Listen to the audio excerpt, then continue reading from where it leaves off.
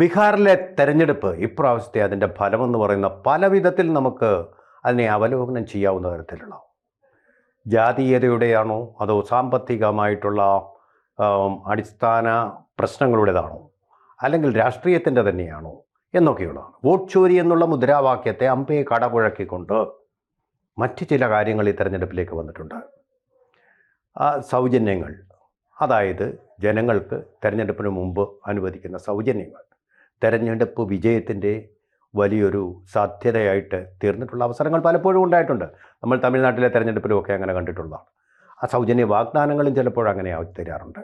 ഇവിടെ നമ്മൾ ഒരു പക്ഷേ കടുത്തൊരു മത്സരമെങ്കിലും കാഴ്ചവെക്കുമെന്ന് വിചാരിച്ച അവിടുത്തെ പ്രതിപക്ഷത്തെ അമ്പയെ അമ്പരപ്പിക്കുന്ന തരത്തിൽ അവർക്കിനി അവിടെ ഒരു പുനർജനനം ഇല്ല എന്ന് തീരുമാനിക്കുന്ന ഒരു വേർഡിക്റ്റാണ് ഇവിടെ വന്നിരിക്കുന്നത്.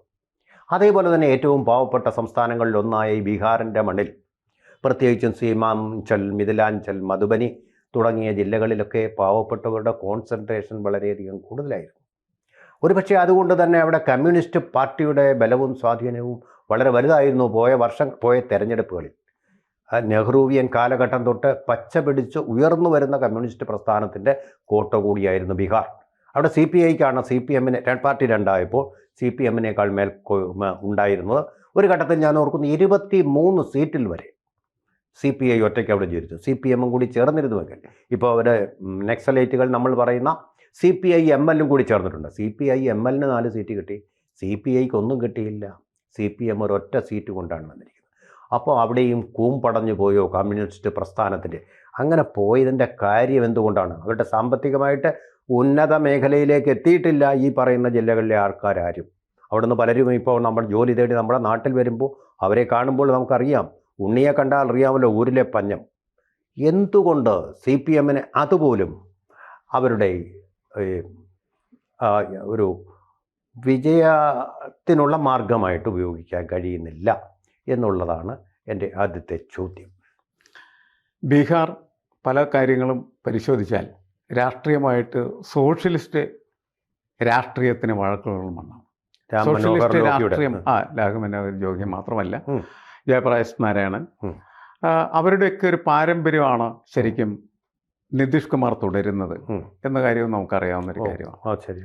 അപ്പോൾ ആ സോഷ്യലിസ്റ്റ് രാഷ്ട്രീയത്തിൻ്റെ ശക്തി എന്ന് പറയുന്നത് ഇപ്പോഴും ബീഹാറിൽ പ്രകടമാണ്. ഈ സോഷ്യലിസ്റ്റ് രാഷ്ട്രീയത്തിൻ്റെ ഒരു ഭാഗമായിട്ട് തന്നെയാണ് അവിടെ കമ്മ്യൂണിസ്റ്റ് പ്രസ്ഥാനത്തിന് നല്ല ശക്തി. അത് തന്നെയാണോ?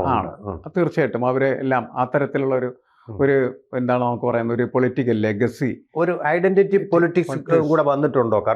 പിന്നീട് വരുന്ന സമയത്താണ് ഐഡന്റിറ്റി പൊളിറ്റിക്സ് കടന്നു വരികയും ഐഡന്റിറ്റി പൊളിറ്റിക്സ് കടന്നു വന്നതോടുകൂടി എന്ന് വെച്ചാൽ സ്വത്ത് രാഷ്ട്രീയം അല്ലെങ്കിൽ സാധാരണ ഭാഷയിൽ പറഞ്ഞ ജാതി രാഷ്ട്രീയം അത് കടന്നു വന്നതോടുകൂടിയാണ് ഇന്ത്യയിലെ ഒട്ടുമിക്ക സംസ്ഥാനത്തു നിന്നും കമ്മ്യൂണിസ്റ്റ് പാർട്ടികൾ ഇല്ലാതായി പോയത്. കമ്മ്യൂണിസ്റ്റ് പാർട്ടികൾക്ക് പ്രസക്തി ഇല്ലാതാകുന്നതിൻ്റെ നിർണായകമായ ഘടകം എന്ന് പറയുന്നത് ഈ സ്വത്വ രാഷ്ട്രീയമാണ്. ശരിക്കും ജാതി രാഷ്ട്രീയം ശക്തമായ സമയത്ത് അതിനെ മറികടന്ന് മുന്നോട്ട് പോകാൻ പറ്റുന്ന തരത്തിലുള്ള ഒരു വർഗ രാഷ്ട്രീയത്തെ മുന്നോട്ട് കൊണ്ടുപോകാൻ കമ്മ്യൂണിസ്റ്റ് പാർട്ടികൾക്ക് കഴിയാത്തതിന്റെ ഫലമായിട്ട് കമ്മ്യൂണിസ്റ്റ് പാർട്ടി പരാജയപ്പെട്ടു പോകണേ. ചോദിച്ച് ക്ലിഷയായ ഒരു ചോദ്യം വീണ്ടും ഞാൻ ചോദിക്കുകയാണ്. അപ്പോൾ ഈ ജാതി രാഷ്ട്രീയം, ഇന്ത്യയുടെ ഈ സോഷ്യൽ എഞ്ചിനീയറിംഗ് തിരിച്ചറിയുന്നതിൽ കമ്മ്യൂണിസ്റ്റ് പാർട്ടി പരാജയപ്പെട്ടോ? സോഷ്യൽ എഞ്ചിനീയറിംഗ് പഠിക്കുന്നതിൽ കമ്മ്യൂണിസ്റ്റ് പാർട്ടി പരാജയപ്പെട്ടത് കൊണ്ട് തന്നെയാണ് കമ്മ്യൂണിസ്റ്റ് പാർട്ടിക്ക് ഇന്ത്യയിൽ വേരോട്ടം ഉണ്ടാക്കാനായിട്ട് കഴിയാതെ പോയി. ബീഹാറിലും അത് വളരെ ശക്തമായിരുന്നു. ബീഹാറിൽ 21 സീറ്റ് CPIക്ക് ഉണ്ടായിരുന്നു എന്ന് പറയുന്നത് 23 അത്രയും ശക്തമായിട്ടുള്ള രീതിയിൽ ഈ അടുത്ത കാലത്ത് നിലനിൽക്കാൻ കഴിഞ്ഞിരുന്ന പാർട്ടിയാണ്. പിന്നീട് എനിക്ക് തോന്നുന്നു അന്ന് ഒറ്റയ്ക്കൊക്കെയാണ് കമ്മ്യൂണിസ്റ്റ് പാർട്ടി മത്സരിക്കുന്നത് എന്നാണ് എനിക്ക് തോന്നുന്നത്. അന്ന് CPIക്ക് കോൺഗ്രസിന്റെ പിന്തുണയും കൊടുക്കും. അങ്ങനെ മത്സരിച്ച ഒരു കാലമാണ്. ആ കാലത്തിൽ നിന്ന് പിന്നീട് എത്തി ഇപ്പോൾ മഹാസഖ്യത്തിന്റെ ഭാഗമായിട്ട് മത്സരിച്ച സമയത്ത് എനിക്ക് തോന്നുന്നു കോൺഗ്രസും CPIയും തമ്മിൽ പരസ്പരം മത്സരിക്കുന്നുണ്ടായിരുന്നു ഈ തെരഞ്ഞെടുപ്പിൽ.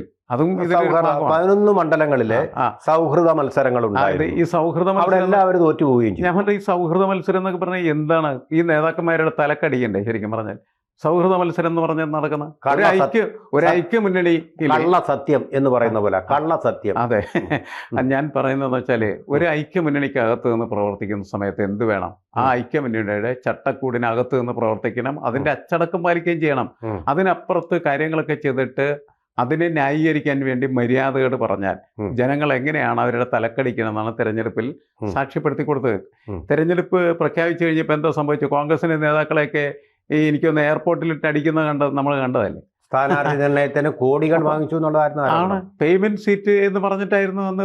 അപ്പൊ ഇങ്ങനെയുള്ള ആളുകൾ എന്തിനും ജനങ്ങൾ ജയിപ്പിക്കുന്നത്? അതിന്റെ ഒരു ആവശ്യമില്ല എന്ന് ജനങ്ങൾ തീരുമാനിച്ചിരിക്കും. ഇതൊക്കെ എൻ്റെ ഒരു വളരെ സൂപ്പർഫ്ലൂസ് ആയിട്ട് നമ്മൾ പറയാവുന്ന കാര്യങ്ങളാണ്. നോക്കൂ, എന്താണ് അവിടെ യഥാർത്ഥത്തിൽ സംഭവിച്ചതെന്ന് പരിശോധിച്ചാൽ, അവിടെ നിതീഷ് കുമാറിന്റെ ഒരു സോഷ്യലിസ്റ്റ് പൊളിറ്റിക്സും അതേപോലെ തന്നെ സംഘടനാ സംവിധാനം BJPയുടെ അല്ലെങ്കിൽ RSSന്റെ ശക്തമായിട്ട് ബ്ലെൻഡ് ചെയ്ത് പ്രവർത്തിച്ചതിന്റെ ഫലമായിട്ട് അവർക്ക് കൃത്യമായിട്ട് അവരുദ്ദേശിച്ച തരത്തിലേക്ക് അവരുടെ വോട്ട് എത്തിക്കാനായിട്ട് കഴിഞ്ഞു. മാത്രമല്ല, കഴിഞ്ഞ തെരഞ്ഞെടുപ്പിൽ അവർക്ക് പറ്റിയൊരു പാളിച്ച അവർ തിരിച്ചറിഞ്ഞു. എന്തായിരുന്നു പാളിച്ച എന്ന് പറഞ്ഞാൽ, അവിടുത്തെ ലക്ഷക്കണക്കിന് വോട്ടുള്ള ചിരാഗ് പസ്വാൻ എന്ന് പറയുന്ന ആ നേതാവിൻ്റെ അനുയായികളെ മുഴുവനും ഇത്തവണ NDAയുടെ ഭാഗമാക്കി മാറ്റിയില്ലേ.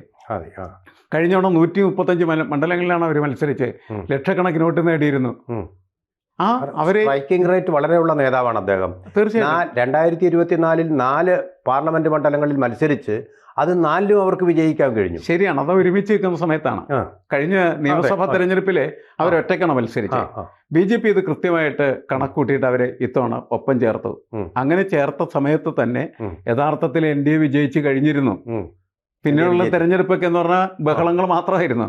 പക്ഷേ JDUവിന് വലിയൊരു ആകാംക്ഷ ഉണ്ടായിരുന്നു. ചിരാഗ് പസ്വാൻ തങ്ങളുടെ നേട്ടം സീറ്റുകൾ കുറയ്ക്കാൻ ശ്രമിക്കുമെന്ന്. ആ ആശങ്ക കടന്നു. ഇപ്പം കഴിഞ്ഞ ദിവസം തന്നെ ചിരാഗ് പസ്വാൻ പറഞ്ഞു, നിതീഷ് ജിയും ഒത്തുള്ള ഒരു നല്ല ഭരണം ജനങ്ങൾക്ക് കാഴ്ചവെക്കുകയാണ്. അദ്ദേഹം അത് നിതീഷ് കുമാറിനെ നിതീഷ് ദാ എന്നാണ് പറഞ്ഞത്. അല്ല, നേരത്തെ പറഞ്ഞ എനിക്ക് മുഖ്യമന്ത്രി ആവണം എന്ന് ചിരാഗ് പറഞ്ഞിരുന്നു. കഴിഞ്ഞു, അതൊക്കെ കഴിഞ്ഞു. ഞാനും ചോദിക്കുന്നു, അടുത്ത മുഖ്യമന്ത്രി ചിരാഗ് പാസ്വാൻ ആയിരിക്കില്ലേ? എന്തായാലും ചിരാഗ് പാസ്വാൻ അതിനുവേണ്ടി, കാരണം BJPക്ക് ബീഹാറിലുള്ള പ്രശ്നം എന്താണെന്ന് വെച്ചാൽ, അവർക്ക് ബീഹാറിൽ ഒരു ടവറിംഗ് പേഴ്സണാലിറ്റി ഇതുവരെയായിട്ടും പ്രൊഡ്യൂസ് ചെയ്യാൻ കഴിഞ്ഞിട്ടില്ല. ഇപ്പോൾ അവരുടെ ഉപമുഖ്യമന്ത്രിയായിരുന്നു മരിച്ചുപോയി. അല്ല, ഇപ്പോൾ ഉള്ള ഉപമുഖ്യമന്ത്രിയായിരുന്ന സമ്രാട് ചൗധരി, അദ്ദേഹം ക്രിമിനൽ കേസിലേക്ക് പ്രതിയാണ്. അവരുടെ തന്നെ സിംഗൊക്കെ അയാൾക്കെതിരെ അതിശക്തമായിട്ട് അഴിമതി ആരോപണം, ക്രിമിനൽ ആരോപണമൊക്കെ ഉന്നയിക്കുന്നുണ്ട്. അതുകൊണ്ട് അദ്ദേഹത്തിന് ഒരു ടവറിംഗ് പേഴ്സണാലിറ്റി ആയിട്ട് വരാൻ പറ്റുന്നില്ല. ജനപ്രിയനല്ല. അപ്പോൾ ജനപ്രിയനായ നിതീഷ് കുമാർ ഉണ്ടെങ്കിൽ മാത്രമേ BJPക്ക് ഇങ്ങനെ ഒരുമിച്ച് ചേർന്ന് മുന്നോട്ട് പോകാനായിട്ട് കഴിയുള്ളൂ. തീർച്ചയായിട്ടും. ഒന്ന്. രണ്ടാമത്തെ കാര്യം എന്താണെന്ന് വെച്ചാൽ, നമ്മളുടെ ഈ പുതിയ കാലത്തെ തെരഞ്ഞെടുപ്പ് എന്ന് പറയുന്നത് സർക്കാർ ഫണ്ട് ഫലപ്രദമായിട്ടുള്ള രീതിയിൽ സാധാരണക്കാരിലേക്ക് ഒഴുകിയെത്തിയാൽ വളരെ എളുപ്പത്തിൽ നിലനിൽക്കുന്നതായിട്ടുള്ള ഭരണത്തിന് തുടരാം. പ്രോ ഇൻകംബൻസി ഫാക്ടറാണ് അത് എന്ന് കൃത്യമായിട്ട് തെളിയിക്കപ്പെട്ട 1.5 കോടി കുടുംബങ്ങളിലേക്കാണ് വനിതകളുടെ അക്കൗണ്ടിലേക്ക് 10,000 രൂപ വെച്ച് ഒഴുകിയെത്തിയത്. നേരത്തെ ഈ കാശ് കൊണ്ടുപോയി നേരിട്ട് കൊടുക്കുമായിരുന്നു അല്ലേ, തെരഞ്ഞെടുപ്പിന്റെ രീതിയാണ്. ഇപ്പൊ നേരിട്ട് പൈസ കൊണ്ടുപോയി കൊടുക്കുന്നതിന് പകരമായിട്ട് ഹൈടെക് ആയിട്ട് ഡിജിറ്റലായിട്ട് ഓരോരുത്തരുടെ വീട്ടിൽ പണം എത്തുന്നു. അതാണ് സംഭവം. ശരിക്കും പറഞ്ഞാൽ വളരെ ഒരു കൈക്കൂലിയാണ് ശരിക്കും പറഞ്ഞത്. അല്ലെങ്കിൽ വോട്ടിന് നോട്ട് എന്ന് പറയുന്ന പഴയ പ്രയോഗം, അതാണ് യഥാർത്ഥത്തിലൂടെ സംഭവിക്കുന്നത്. ഇത് അവിടെ മാത്രമല്ല, എല്ലായിടത്തും. ആപ്പാണ് യഥാർത്ഥത്തിൽ ഇത് മുന്നോട്ട് കൊണ്ടുവന്ന ആദ്യം. ആപ്പ് ഈ ഫ്രീ ബീസിന്റെ ഒരു സർക്കാരായി. അന്ന് BJP അതിനെ ശക്തമായിട്ട് എതിർത്തെങ്കിലും BJPക്ക് മനസ്സിലായി ഈ പ്രയോഗം നടത്തിയാൽ മാത്രമാണ് അധികാരത്തിൽ എത്താനായിട്ട് പറ്റുള്ളൂ. ഈ കഴിഞ്ഞ തെരഞ്ഞെടുപ്പുകളിലെ എല്ലാ സ്ഥലങ്ങളും നോക്കൂ, അവിടെയൊക്കെ നിലവിലുള്ള ഭരണകൂടം ചെയ്തുകൊണ്ടിരുന്ന ഒരു പ്രധാനപ്പെട്ട പ്രക്രിയ എന്ന് പറയുന്നത് കൃത്യമായിട്ട് ഈ ഫ്രീ ബീസ് നടപ്പിലാക്കിയിരുന്നുള്ളതാണ്. പിണറായി വിജയൻ പോലും എന്താ ചെയ്തിരിക്കുന്നത്? ഇല്ലേ, നമ്മളുടെ പഞ്ചായത്ത് തെരഞ്ഞെടുപ്പ് അല്ലെങ്കിൽ തദ്ദേശ സ്വയംഭരണ സ്ഥാപനങ്ങളിൽ നടക്കുന്ന തെരഞ്ഞെടുപ്പിന് 2-3 ദിവസം മുമ്പാണ് ക്ഷേമ പെൻഷൻ 1600 2000 മാറ്റി. അത് ചെറിയ അതിന്റെ ഇമ്പാക്ട് ഇതുപോലെ തന്നെ ആയിരിക്കും. നമ്മൾ വിചാരിച്ചിട്ട് കാര്യമൊന്നുമില്ല, അതിനൊന്നും ഇമ്പാക്ട് ഇല്ലെന്ന് കരുതിയിട്ട് കാര്യമില്ല. അത്തരം ഇമ്പാക്റ്റുകൾ ഈ പുതിയ കാലഘട്ടത്തിലെ നമ്മുടെ ജനാധിപത്യ സംവിധാനത്തിലെ തെരഞ്ഞെടുപ്പുകൾക്കുണ്ട് എന്ന ഒരു സന്ദേശം ബീഹാറിൽ നിന്ന് നമുക്ക് മനസ്സിലാക്കാൻ പറ്റും. ഞാൻ അവസാനമായിട്ട് നമ്മുടെ സമയം കഴിഞ്ഞ ഒരൊറ്റ ചോദ്യം, അതായത് വോട്ട് ചോരി എന്ന് പറയുന്ന രാഹുൽ ഗാന്ധിയുടെ മുദ്രാവാക്യം പക്വതയില്ലാത്ത ഒരു നേതൃത്വത്തിന് ബീഹാറിൽ ഏശാത്ത ഒരു മുദ്രാവാക്യമായിട്ട് മാറിയിട്ടില്ല. അതുപോലെ അങ്ങനെയാണെങ്കിൽ അവരുടെ ഘടകകക്ഷിയായ CPM ഇപ്പോഴും എപ്പോഴും കണ്ണൂരിലെ പാർട്ടി ഗ്രാമങ്ങളിൽ ഈ വോട്ട് ചോരി നടത്തിയിട്ടില്ലേ? ആർക്കും തടയാനാവാത്ത വിധം. അല്ലേ, വോട്ട് ചോരി എന്ന് പറയുന്ന സംഭവം നിലനിൽക്കുന്നതായിട്ടുള്ള നിയമ സംവിധാനത്തിനകത്ത് നിർവഹിക്കാൻ കഴിയുന്ന കാര്യങ്ങൾ ചെയ്യുന്ന ഒരു പ്രക്രിയയായിട്ട് അത് മാറിയിട്ടുണ്ട്. ഇപ്പോൾ 65 ലക്ഷം വോട്ടേഴ്സിനെ വെട്ടി മാറ്റി അങ്ങനെ വെട്ടിമാറ്റുന്ന സമയത്ത് വളരെ ശ്രദ്ധിച്ച് രാഷ്ട്രീയ പാർട്ടികൾ പ്രവർത്തിച്ചിരുന്നെങ്കിൽ അതൊന്നും വെട്ടിമാറ്റപ്പെടില്ലല്ലോ. നമ്മളുടെ ഇവിടെയൊക്കെ കേരളത്തിൽ അങ്ങനെ വെട്ടിമാറ്റപ്പെടാനുള്ള ബൂത്ത് ലെവൽ ഏജന്റുമാര് അല്ലെങ്കിൽ ആ മണ്ഡലം കമ്മിറ്റി ഉണ്ട്, എല്ലാം ഞാൻ പറയുന്നത് ഓരോ വീട്ടിലിപ്പോ എൻ്റെ വീട്ടിൽ കൃത്യമായിട്ട് എന്ത് ചെയ്യുന്നുണ്ട്, നമ്മുടെ ബ്ലോക്ക് ലെവൽ ഉദ്യോഗസ്ഥന്മാർ വരുന്നു എന്ന് മാത്രമല്ല, അത് കൂടാതെ പാർട്ടിക്കാർ വന്ന് അന്വേഷിക്കും വോട്ടിന് എന്തെങ്കിലും പ്രശ്നമുണ്ടോ ആർക്കെങ്കിലും ഉണ്ടെങ്കിൽ അവരിടപെടുകയാണ്.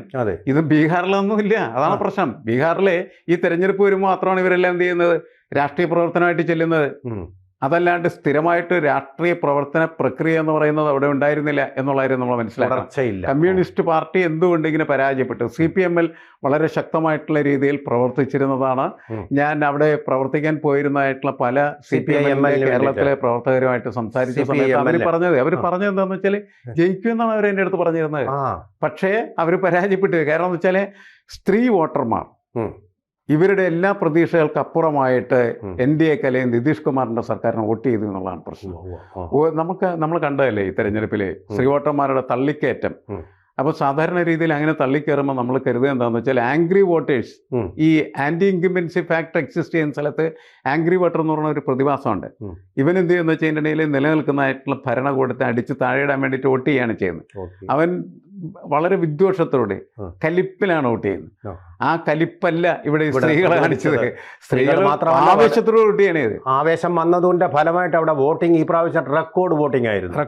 ആദ്യത്തെ തവണ എന്ന് പറയുന്നത് 65%, പിന്നത്തെ തവണ വന്ന് 67%.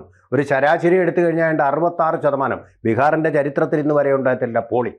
അപ്പോൾ ഈ വിജയമെന്ന് പറയുന്നത് വലിയ ശക്തമായ ഒരു ശക്തി സ്തംഭത്തിന് മുകളിലാണ് ബീഹാറിലെ ഗവൺമെൻറ് ഇപ്പോൾ ഇരിക്കുന്നത്. അടുത്തെങ്ങും ചോരാനിടയില്ലാത്ത ഒരു ഭദ്രമായിട്ടുള്ള ഭദ്രപീഠത്തിലാണ് ബീഹാറിലെ പുതിയ ഗവൺമെൻറ് ഇരിക്കുന്നത്. 18-ാം തീയതി സത്യപ്രതിജ്ഞ ചെയ്യുകയാണ്. എല്ലാ ആശംസകളും നേരുന്നു. അതുപോലെ തന്നെ ഇതിൽ നിന്ന് പാഠം ഉൾക്കൊള്ളേണ്ട പ്രതിപക്ഷം ശരിയായ പാഠം, വെറുതെ എക്സ്ക്യൂസുകൾ പറഞ്ഞ് വോട്ട് ചോരി കൊണ്ടാണ്, വോട്ട് കൊള്ളകൊണ്ടാണെന്നൊക്കെ പറഞ്ഞ് പോകാതെ അവർ ചെയ്യേണ്ട ഗ്രഹപാഠം നിർവഹിക്കുമെന്നും പ്രതീക്ഷിക്കും. കൂടുതൽ വാർത്തകളും വിശേഷങ്ങളും നിങ്ങളിലേക്ക് എത്താൻ ABC മലയാളം സബ്സ്ക്രൈബ് ചെയ്യുക, ബെൽ ബട്ടണും അമർത്തുക.